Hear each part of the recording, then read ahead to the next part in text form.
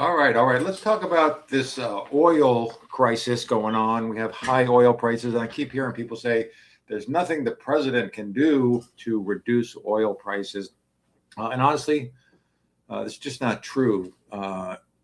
Ultimately, you know, there are limitations. He can't just set the price the way we used to do with gold, for example, before Nixon got rid of the gold standard. By the way, one of the great presidents, but that was a major screw up. So, yeah, let's just talk about it. What could Donald Trump do to affect oil and gas prices? Obviously, now that we're at war in Iran, which is a whole nother story. I'm not crazy about it, but honestly, if he can get us in and out and take care of this problem that's been going on for 47 years.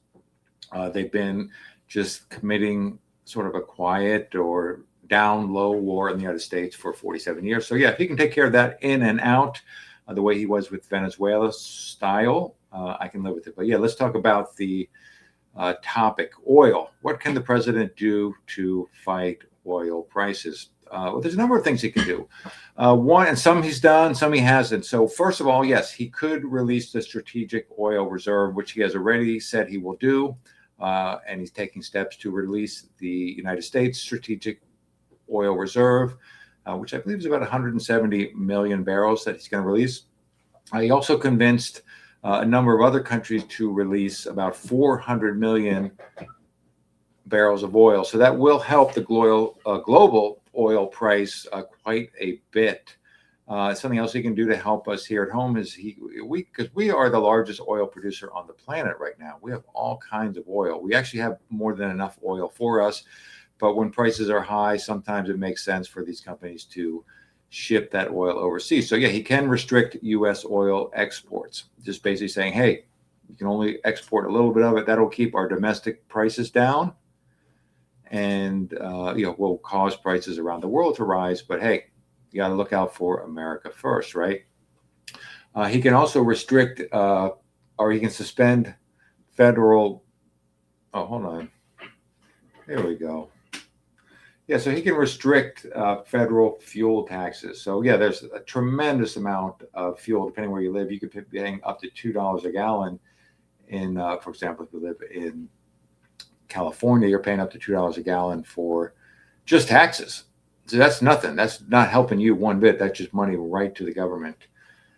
He can also intervene in the oil futures market. So there's a lot of basically people betting that the price will go up or down, and he can just sort of put an end to that.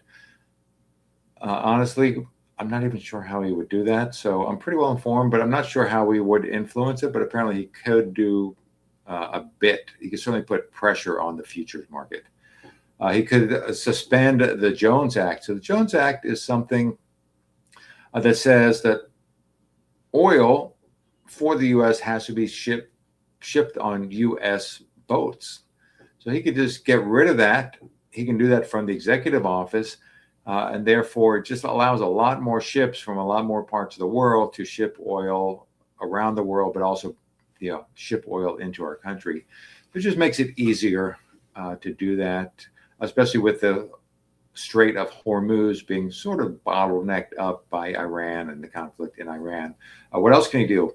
He can apply diplomatic pressure on producers. So, yes, so the entire Middle East, he could just nudge them to produce more, especially oil that doesn't have to go through the Strait of Hormuz. He could just say, hey, you guys, OPEC, Saudi, all of these guys that are pretty good friends of ours, he could just nudge them to produce a little bit more to help reduce prices. Now, they're going to take a financial hit in doing so, or at the very least make a little bit less profit, but that's something that he can do.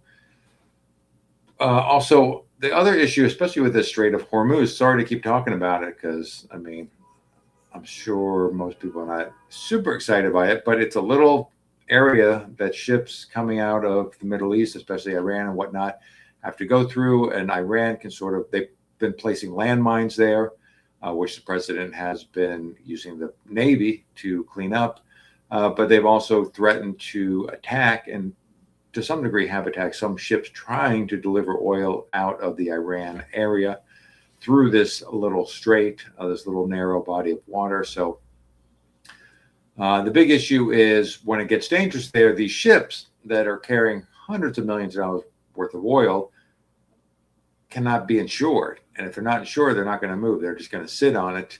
The insurance companies won't do it, or they've increased the insurance rates up to 6 times what they were paying before, making it just not really feasible to ship that oil, especially if they pay 6 times the insurance rate, go through the strait, everything clears up, and now the oil prices go down. They've actually lost money, whereas they could just sit, hang out, wait for things to calm down. But to speed that up, the president can offer sort of a U.S.-based, sort of a government-backed insurance to people that want to ship their oil out of the Middle East. And also he could reduce regulations to boost the U.S. production. So a lot of that is just, there's a lot of environmental nonsense around oil production that just keeps the price up. So he could reduce some of those laws, and that would just make it cheaper to drill for oil. I mean, the good part of that is, let's say he releases some of these crazy rules, then that allow, then maybe he could just sort of forget to put them back in place when the whole thing is over.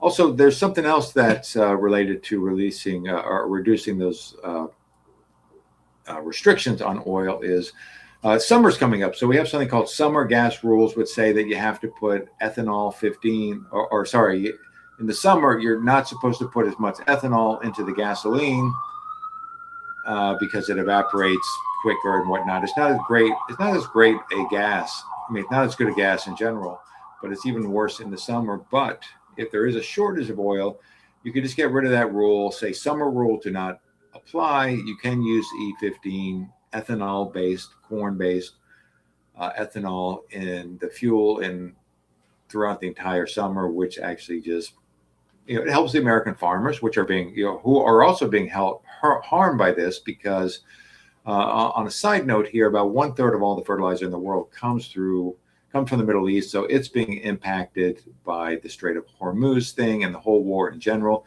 And unlike the strategic oil reserve, there is no fertilizer reserve. So, and farmers don't really buy this months or years in advance. So it's sort of when they need it, they order it. And now the planting season's coming. They won't be able to get their fertilizer at a normal price. So that does sort of harm farmers unless this thing ends right away, which I don't think it's going to end right away. If I had to put a timeline on it, I'm going to say it's going to start to rev up in a couple of weeks and then maybe be sort of done in a pretty meaningful way in about 8 weeks.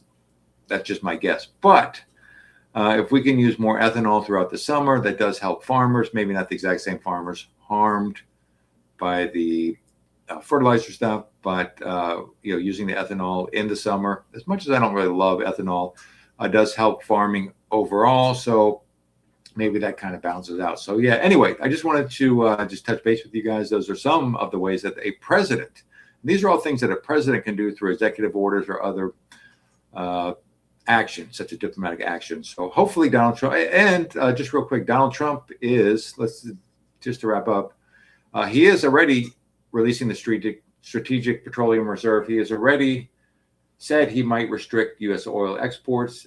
He hasn't suspended federal fuel taxes, but he signaled that he might do that, and he should do that. That would be amazing. He has not intervened in the oil futures market. He is sort of laissez-faire, other than tariffs, in regard to a lot of capitalism stuff. So I bet he won't do that. Suspend the Jones Act. He already said he will do that. So that will happen 100%. He's already applying diplomatic pressure on producers. He has looked into reinsurance on oil tankers, but it's a little bit complicated. So I bet that's just talk and doesn't happen. And ease regulation to boost U.S. production. Oh my God, the Doug Burgum over at the Department of Environmental Protection and the EPA has already done so much great work on that. So yeah, I think they will just use this as an excuse to do what they want to do there anyway, but also I think it will help. All right, so there you go. Those are some of the ways that Donald Trump, as president, can do something to reduce oil and gas prices here in the United States. This is Neil News Network. Good day.